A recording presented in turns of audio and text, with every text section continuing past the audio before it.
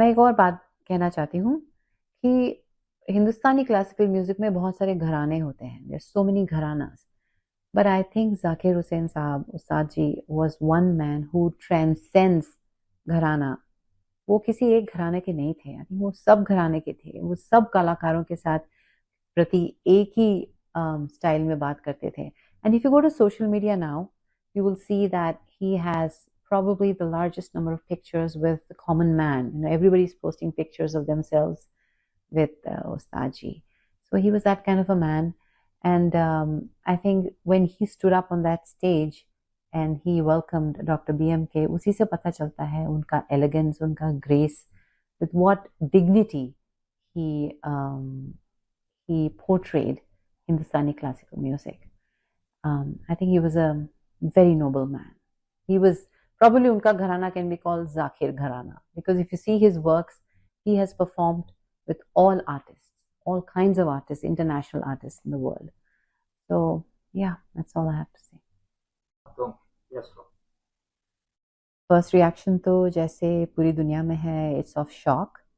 I did not know him personally, but I've met him a few times. And my closest connection to him is through Boston, because I live in Boston. I'm a resident of Boston. There is an organization called MITHAS, which is MIT Heritage of Arts of South Asia. And Zakir Hussain Sahab, Ustadji, served on the board from the founding times, which was about 40 years ago. तो तब से हमारा connection है. He has performed in Boston. Artist तो वो थे ही. I am a musician, तो उस तरह से तो मैं I am very connected to that. But he was a very good man, you know, from the way he appeared on stage, from the way he spoke to his fellow artists. जितने भी छोटे या बड़े कलाकार हों, उनकी और उनका जो एटीट्यूड था, with such respect and kindness, he was very approachable.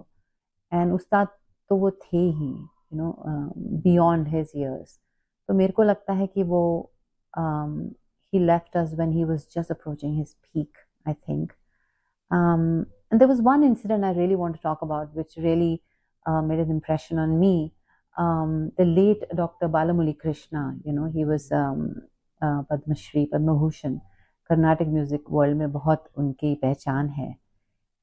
He once performed in Boston, and he wanted to go and attend the concert of Ustad Zakir Hussain and Pandit Shiv Kumar ji. They were performing together. So Dr. Balakrishna wanted to go, but he didn't have tickets. So we took him there, and we went a little late. And you won't believe it. This will stay with me forever. They were in the middle of a performance. We went late, तो शुरू किया था उन्होंने. And Ustad Zakir Hussain just stopped. He just stopped the concert. He stood up, bowed down to Dr. BMK, and introduced him as the maestro, of the Carnatic music world. And he introduced Dr. BMK to the rest of the audience. And both Pandit Shiv Kumar ji and Dr. Zakir Hussain stood up and bowed to him. That behavior made such an impact on me. I'll never forget it. That kind of elegance and grace and humility only comes from somebody who has achieved so much in life, such a big man.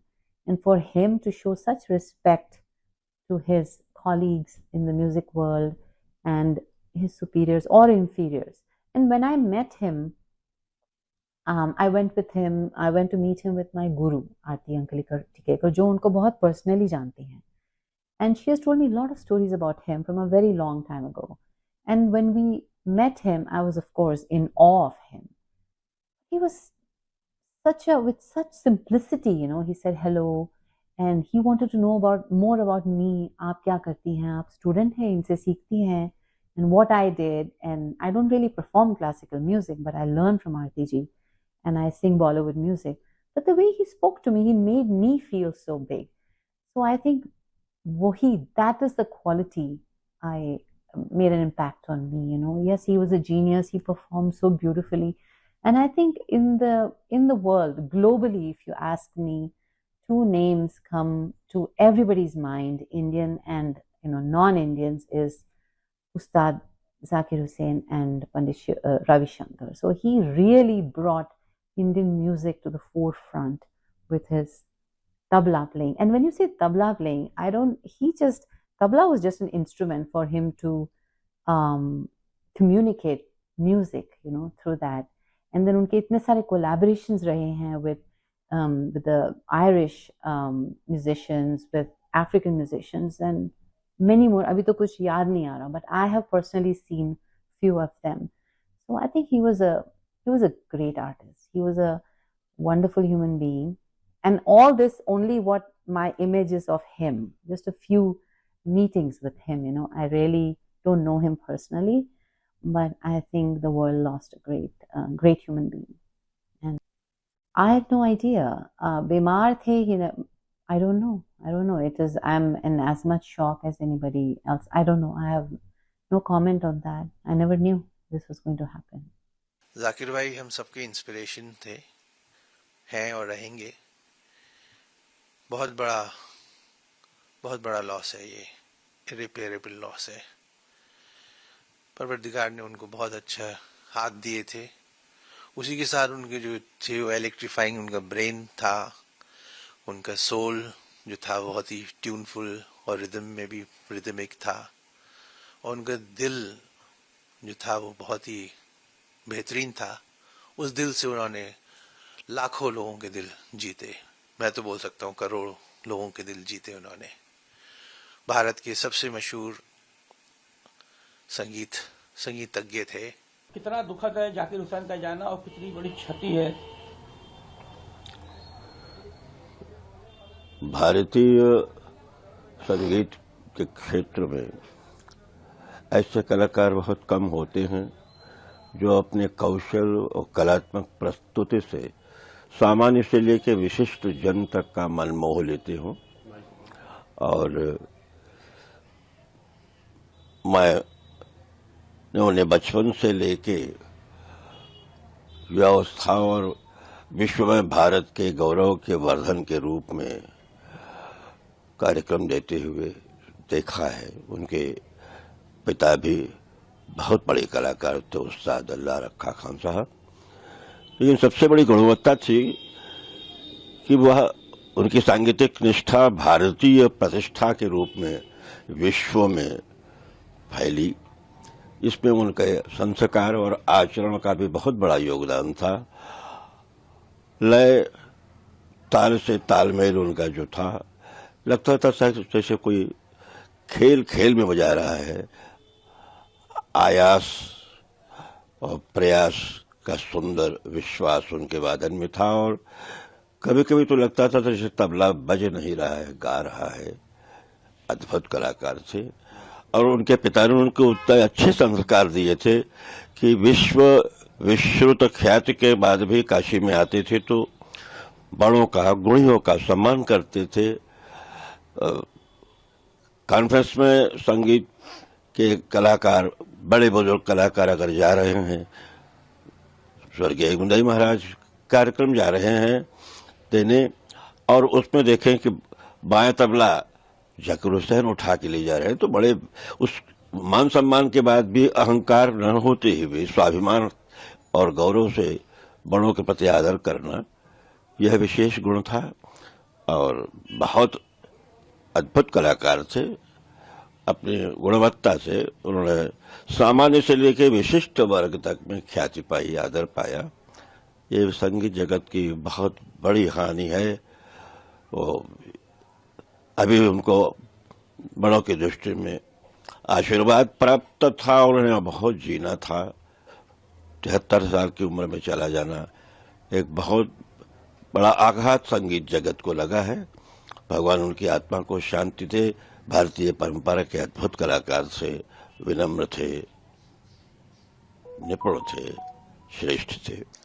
Zakir साहब का सबसे बड़ा एहसान देश पर है। उन्होंने तबला, जो हमारा एक संगीत का इंस्ट्रूमेंट था, उसे सारी दुनिया में पहचानी नहीं, इज्जत दिलाई।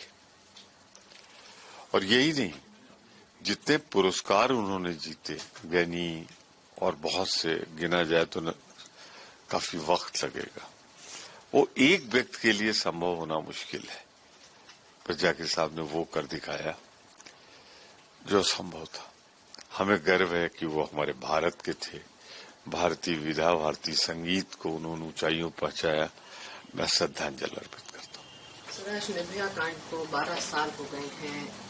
आज भी जो माँ बाप हैं उनका दर्द जो है वो कम नहीं हुआ है। निस्संदेह जिन परिस्थितियों में उनकी बेटी खोई, जिन परिस्थितियों में दुख से उन्हें गुजरना पड़ा, सारा देश दुखी था, चुप था, तो उस पीड़ा को तो बर्दाश्त करना मुश्किल है, याद आना लाजमी है। मैं निर्भया को सिर्फ इतना कह सकता हूं, उनके न रहने के बाद जो कानून बना, आज उसका ही सरकार पालन नहीं कर रही है।